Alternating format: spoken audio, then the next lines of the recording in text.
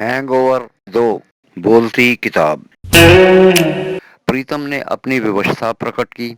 लेकिन सर हम जाएं तो जाएं कहाँ? 100 ग्राम चीखा। आकाश में जाओ, पाताल में जाओ, मकान खाली करो। इस तरह प्रीतम को डराने के प्रयास में 100 ग्राम सूखे पत्ते की तरह खड़खड़ाने और लड़खड़ाने लगा। प्रीतम ने निवेदन किया, आप इतना गुस्सा क्यों कर रहे हैं?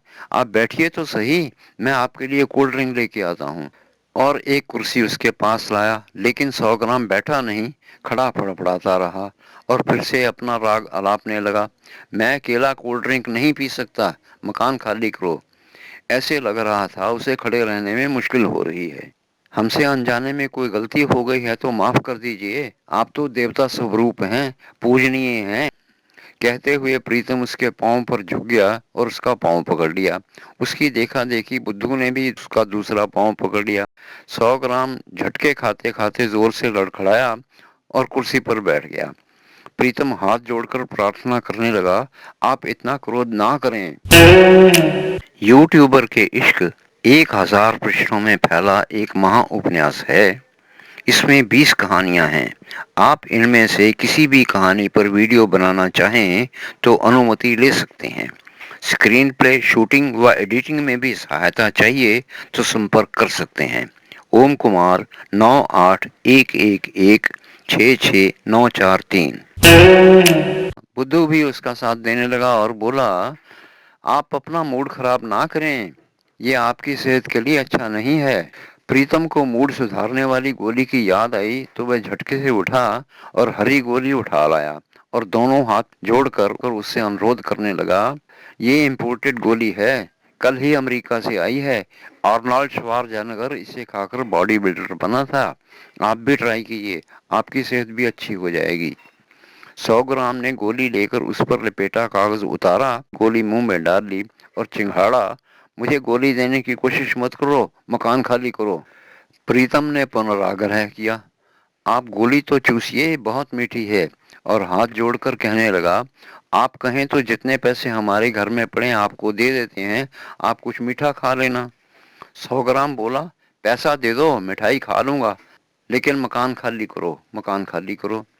प्रीतम ने निवेदन किया, आप थोड़ा सांस तो लीजिए, इतना गुस्सा आपके लिए ठीक नहीं है, गोली चूसिए। पता नहीं क्यों वह रुक गया और गोली चूसने लगा। 2-4 सेकंड में ही उसके चेहरे का तनाव कम होने लगा। बुद्धू जल्दी से फ्रिज में पड़ी पेप्सी की बोतल ले आया और खोलकर उसे दी। वह गोली चूसने और पेप्सी पीने लगा। 1 मिनट में ही उसके चेहरे पर मुस्कुराहट आ गई। मूड सुधारने वाली गोली अपना काम करने लगी तो उसका मूड ठीक होने लगा। प्रीतम और बुद्धू ने आंखों ही आंखों में बात की। उन्हें भी इस सुधार का आभास हो गया। दोनों उसकी टांगें दबाने लगे। 100 ग्राम को मजा आया तो उसने टांगें पसार दी और आंखें मूंद कर उनकी सेवा का आनंद लेने लगा। 2 मिनट बाद वह सामान्य स्वर में कहने लगा, तुम दोनों बहुत अच्छे हो, दोनों मेरे भाई हो, पैसे देने की कोई जरूरत नहीं, मकान खाली करने की भी जरूरत नहीं, तुम्हारे लिए किराया वराया भी नहीं है। लगा उसका मूड कुछ ज्यादा ही अच्छा हो गया है। भाइयों और बहनों, दोस्तों और दोस्तियों, हमारे भी दोस्त बने, सब्सक्राइब करें, घंटी बजाएं और इस आइकन को क्लिक करके हमारे चैनल पर आएं। आपको उच्च कोटि के मनोरंजक, ज्ञानवर्धक व शालीन वीडियो देखने को मिलेंगे। तभी दरवाजे से भारी मर्दाना आवाज में एक और गर्जना सुनाई दी, तो यहाँ आके छिप गया है ये ताश का जोकर। और एक गुब्बारे की तरह गोल मटोल भारी भरकम औरत कमरे में आई। साफ दिखाई दे रहा था उसका वजन 1 क्विंटल 100 किलोग्राम से कम नहीं होगा। उसका पांव जमीन पर लगते ही ढोल बजने जैसी आवाज आई। वह ढम ढम करते कदमों से चलती हुई अंदर आई तो लगा भूचाल से मकान हिल रहा है। ऐसे लगा जैसे कमरे में रोड रोलर आ गया हो। इस एटम बम को देखते ही दोनों भाई समझ गए, इसीलिए 100 ग्राम इतना सड़ा हुआ है। 100 ग्राम भी उसे देखते ही फिर से चिल्लाने लगा, किराया दो, नहीं तो मकान खाली करो। क्विंटल भी उसे देखते ही दहाड़ी, अभी तो कह रहे थे तुम दोनों बहुत अच्छे हो, दोनों मेरे भाई हो, पैसे देने की कोई जरूरत नहीं, मकान खाली करने की भी जरूरत नहीं, तुम्हारे लिए किराया वराया भी नहीं है। मुझे देखते ही डायलॉग बदल दिया। उसके हाथ से पेप्सी छीन कर फेंकी और गर्ज कर प्रीतम से कहने लगी, किराया निकालो, अब से किराया डबल हो गया है, जल्दी से पैसे निकालो, इस नरकंकाल की बकवास सुनने की कोई जरूरत नहीं है। और चौड़ी होकर कुर्सी पर जम गई। फिर 100 ग्राम पर धौंस जमाने लगी। यहाँ आकर पेप्सियां पी रहे हो, ऐश कर रहे हो। ये औरत 100 ग्राम की पत्नी थी। कभी ना कभी आपने किसी को कहते जरूर सुना होगा कि वह औरत अपने पति पर भारी पड़ती है। इस दंपति को देखकर सभी को वह शब्द याद आ जाते होंगे, ये पक्की बात है। पति 100 ग्राम का था और पत्नी 100 किलोग्राम की।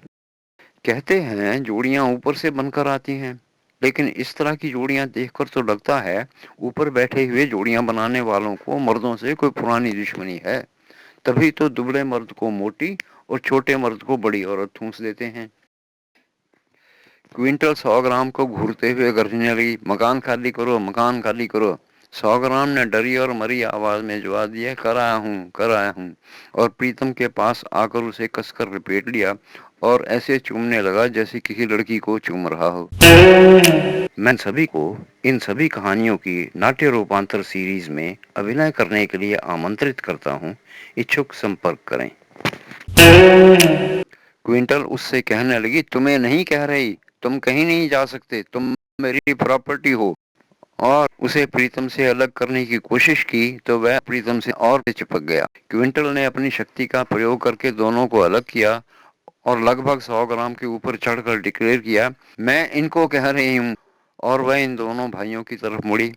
प्रीतम उसके सामने हाथ जोड़कर कहने लगा, आप इतना गुस्सा क्यों कर रही हैं। बुद्धू ने भी हाथ जोड़े। क्विंटल ने बताया, इस मच्छर को देखकर आ जाता है, पता नहीं क्यों।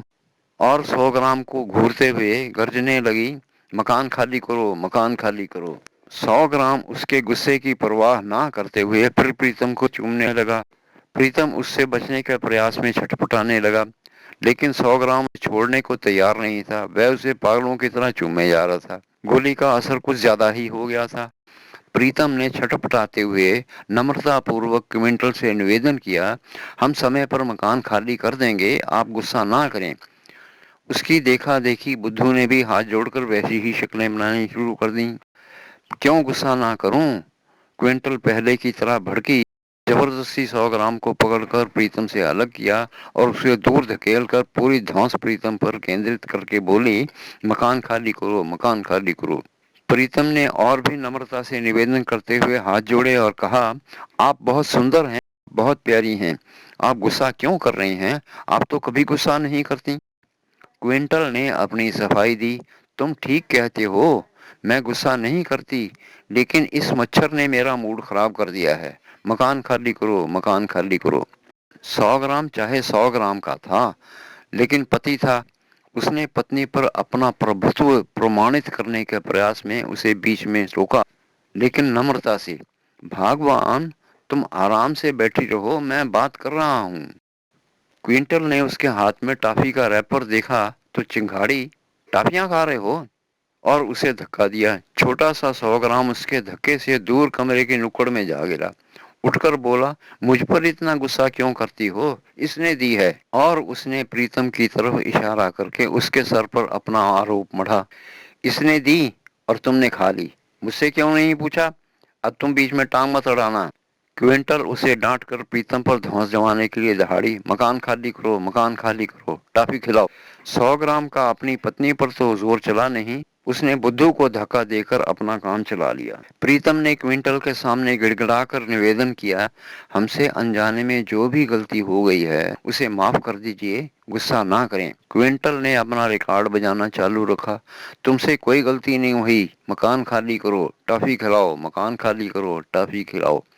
प्रीतम ने जल्दी से मूड ठीक करने वाली हरे रंग की गोली उठाई और बड़ी नम्रता से क्विंटल को देते हुए कहने लगा, आप बहुत दिन बाद आई हैं, बहुत बढ़िया टॉफी है, इम्पोर्टेड है, खाकर देखिए, इससे खाने से रंग गोरा हो जाता है, चेहरे पर निखार आ जाता है। क्विंटल ने गोली ली और कुर्सी पर बैठ गई। प्रीतम कहने लगा, मैं आपके लिए पेप्सी लेकर आता हूँ। और पेप्सी लेने के लिए भागा। उसकी देखा देखी बुद्धू ने भी एक गोली उठाकर 100 ग्राम को दी और प्रीतम के पास जाकर फुसफुसाया, मैंने भी 100 ग्राम को गोली दे दी। प्रीतम ने भी फुसफुसाकर पूछा, कौन सी गोली दी है, लाल या हरी? बुद्धू ने अपनी बुद्धिमत्ता का परिचय दिया, लाल गोली, वह भी अब ठीक हो जाएगा।